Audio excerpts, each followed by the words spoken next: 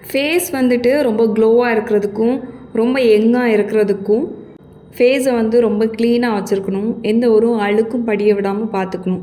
அதுக்கு வந்துட்டு face cleansing வந்து யூஸ் பண்ணணும். ஃபேஸ் கிளென்சிங் சொன்ன உடனே நம்ம கடையில் இருக்கக்கூடிய பொருட்கள் தான் வச்சு பண்ணணும் இல்லை.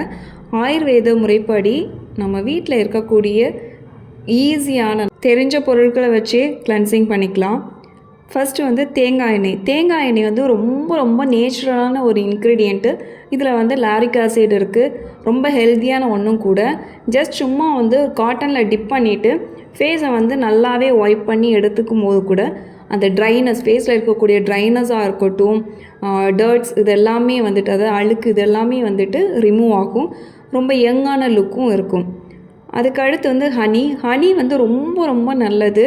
ஸ்கின்னுக்கு வந்து எப்போவுமே நம்ம ஃபேஸ் பேக்கு போடும்போது கூட ஹனி மிக்ஸ் பண்ணி நம்ம யூஸ் பண்ணும்போது ரொம்ப நல்லா எஃபெக்டிவாக இருக்கும். இதுவுமே வந்து காட்டனில் டிப் பண்ணி நம்ம அப்ளை பண்ணி அழுக்கெல்லாம் ரிமூவ் பண்ணிக்கலாம். ஃபேஸை வந்துட்டு கிளென்ஸ் பண்ணிக்கலாம். இது என்ன பண்ணுன்னா ஸ்கின்னை வந்து ரொம்ப யங்காக வச்சுருக்கிறது மட்டும் இல்லை, விரிங்கிள்ஸ் வராமல், அதாவது தோல் சுருக்கத்தை வந்து நீக்குது. ஸ்லோவாக வந்து தோலோட சுருக்கத்தை வந்து நீக்குது. ரொம்ப வந்து இளமையாக நம்ம இருக்கிறதுக்கும் இது ஹெல்ப் பண்ணும். அண்ட் தேர்டு வந்துட்டு பாலுமே வந்துட்டு ரொம்ப ரொம்ப எஃபெக்டிவானது.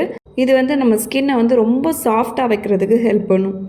அண்ட் அடுத்து வந்து கேர்டு கூட நீங்கள் வந்துட்டு கொஞ்சமாக வெள்ளரிக்காய் வந்து மிக்சியில் அடிச்சுட்டு அதுவுமே நம்ம அப்ளை பண்ணி கிளென்ஸ் பண்ணும்போது இன்னும் ரொம்ப நல்ல எஃபெக்டிவாக இருக்கும்.